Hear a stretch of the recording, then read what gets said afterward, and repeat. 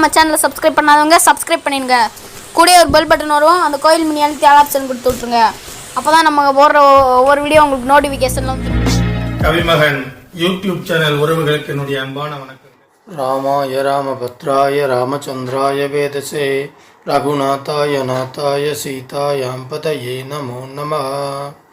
ஸ்ரீராம ராம ராமேதி ரமே ராமே மனோரமே சகஸ்ரநாம தத்துல்யம் ராம நாம வரானனே. எல்லாமல்ல இறைவனின் திருவருளால் இன்று ராமலக்ஷ்மண சீதாபிராட்டிகள் ஆரண்யத்தில் பாரத்வாஜரின் ஆசிரமம் செல்லப்போகிறார்கள். அதனை நாம் விரிவாக சிந்திப்போம். சர்க்கம் 54. பாரத்வாஜரின் ஆசிரமம் போனார்கள். அந்த பெரிய மரத்தின் அடியில் துன்பமில்லாத அந்த இரவை கழித்துவிட்டு சூரியன் உதயமானவுடன் அவ்விடத்திலிருந்து புறப்பட்டு முன்னே நடந்து சென்றார்கள். பாகிரதியான கங்கையுடன் யமுனை நதி சங்கமிக்கும் இடத்தை நோக்கி படர்ந்து அடர்ந்திருந்த பெருங்காட்டின் வழியே அவர்கள் சென்றார்கள். போகும் வழியில் புகழ்படைத்த அவர்கள் மூவரும் இதற்கு முன் பார்த்திராத பலவிதமாக அமைந்திருந்த நிலப்பகுதிகளையும் மனம் கவரும் வனப்பகுதிகளையும் ஆங்காங்கே பார்த்து கொண்டே சென்றார்கள். இவ்வாறாக பூக்கள் மலர்ந்து விளங்கிய பல வகையான மரங்களை பார்த்து ரசித்து கொண்டே சென்றார்கள். பகல் பொழுது முடிந்தவுடன் லக்ஷ்மணனை பார்த்து ராமன் சொன்னார், சௌமித்திரனே, அக்னி பகவானுடைய கொடியைப் போல வெகு உயரத்திற்கு பரவும் சுகந்தமான புகைக்கூட்டம் பிரயாகையை சுற்றிலும் காணப்படுவதை பார். முனிவர் பாரத்வாஜர் அருகில்தான் இருக்கிறார் என்று எண்ணுகிறேன். கங்கையும் யமுனையும் சங்கமிக்கும் இடத்திற்கு வந்துவிட்டோம் என்பது நிச்சயம். ஏனென்றால் வேகமான நீரோட்டமுடைய இரு நதிகளின் பெருக்கு ஒன்றோடொன்று மோதுவதால் ஏற்படும் ஓசை கேட்கிறது. காட்டில் கிடைக்கும் கனி கிழங்குகளை புசித்து வாழும் மக்கள், விறகுக்காக வெட்டிய மரங்கள் காணப்படுகின்றன. பாரத்வாஜருடைய ஆசிரம வளாகத்தில் பல வகையான வெட்டப்படாத மரங்கள் பசுமையாக காணப்படுகின்றன. வில் வீரர்களான அவ்விருவரும் இவ்வாறெல்லாம் களைப்பு தெரியாதபடி பேசிக்கொண்டே நடந்து சென்று சூரியன் மறையும் வேளையில் கங்கை யமுனை கூடுமிடத்தில் முனிவரின் இருப்பிடத்தை அடைந்தார்கள். ராமன் ஆசிரம பிரதேசத்தின் எல்லையை அடைந்ததும் அவருடைய தோற்றத்தையும் கையில் வில்லையும் பார்த்த அங்கிருந்த பறவை விலங்குகள் அஞ்சி நடுங்கின. அவர் அந்த வழியில் சிறிது நேரம் நடந்து சென்று பாரத்வாஜரை அடைந்தார். ஆசிரமத்தின் அருகில் சென்றதும் முனிவரை தரிசிக்க விரும்பியவர்களும் சீதையினால் பின்தொடரப்பட்டவர்களுமான அவ்விரு வீரர்களும் சற்று தொலைவிலேயே நின்றுவிட்டார்கள்.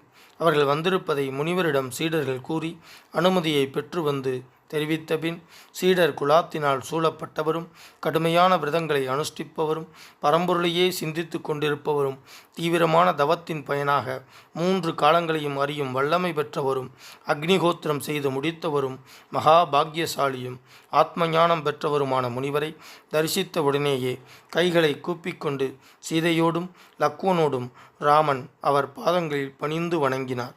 பெருந்தகையீர், நாங்கள் தசரதரின் குமாரர்கள், ராம லக்ஷ்மணர்கள் என்று லக்குவனின் தமையனார் அவருக்கு தங்களை பற்றி தெரிவித்து கொண்டார்.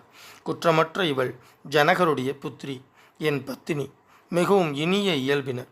மக்கள் நடமாட்டமில்லாத தவம் செய்வதற்குரிய இடமான காட்டிற்கு என்னை தொடர்ந்து வந்திருக்கிறார். தந்தையினால் நாடு கடத்தப்பட்ட என்னை சுமித்ரா தேவியின் மகனும் என் அன்பிற்குரிய தம்பியுமான இவன் காட்டிற்கு வருவதில் உறுதியாக இருந்து என்னுடன் வந்துவிட்டான். பெருந்தகையீர், தந்தையின் உத்தரவுப்படி தவம் செய்யத்தகுந்த ஒரு வனப்பிரதேசத்திற்கு செல்ல போகிறோம். அங்கு கனி கிழங்குகளை உணவாக கொண்டு அறவழியிலேயே நடப்போம். பேரறிவாளியான அந்த அரச குமாரனுடைய சொற்களை கேட்ட பின்னர் தர்மாத்மாவான முனிவர் விருந்தினர்களை வரவேற்கும் முறைப்படி அர்க்கியபாத்தியம் அளித்து உபசரித்தார். உக்கிரமான தவங்கள் செய்து முடித்த பாரத்வாஜர் அவர்களுக்கு பலவிதமான சுவைகளோடு கூடிய உணவு வகைகளையும் காட்டில் கிடைக்கக்கூடிய கிழங்கு பழங்களையும் கொடுத்தார். அவர்கள் தங்குவதற்கான இடத்தையும் ஏற்பாடு செய்தார். முனிவரை சுற்றி எல்லா பக்கங்களிலும் மான்கள், பறவைகள், முனிவர்கள் சூழ்ந்திருக்க விருந்தினராக வந்திருக்கும் ராவனுக்கு முறைப்படி நல்வரவு கூறி போற்றினார். அந்த உபச்சாரங்களை ஏற்று ஆசனத்தில் அமர்ந்திருக்கும் ராகவனை பார்த்து தர்மத்தோடு கூடிய பின்வரும் வார்த்தைகளை கூறினார். காகுத்தனே, நான் வெகு காலமாக உன்னை எதிர்பார்த்து கொண்டிருந்தேன். இப்போதுதான் நேரில் பார்க்கிறேன். நியாயமான காரணமில்லாமல் நீ இவ்வாறு நாடு கடத்தப்பட்டாய் என்பதையும் நான் கேட்டறிந்தேன். 2 மகா நதிகளின் சங்கம பிரதேசமான இவ்விடம் ஒதுக்குப்புறமாக அமைந்துள்ளது. சந்தடி சத்தம் கேட்கப்படாதது, புனிதமானது, கண்கவர் வனப்புடன் விளங்குவது. நீ இங்கே சௌக்கியமாக இருக்கலாம். இவ்வாறு பாரத்வாஜர் கூறியதை கேட்டு அனைத்து உயிர்களின் நலனில் கவனமுடைய ராமன் மங்களமான சொற்களை கொண்டு பதில் உரைத்தார்.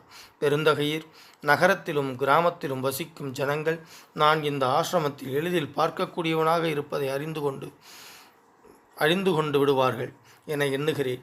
என்னையும் வைதேகியும் பார்க்க விரும்பும் மக்கள் சுலபமாக வந்து போகத் தொடங்குவார்கள். மக்கள் கூட்டம் வந்தால் தங்கள் தவத்திற்கு இடையூறாக இருக்கும்.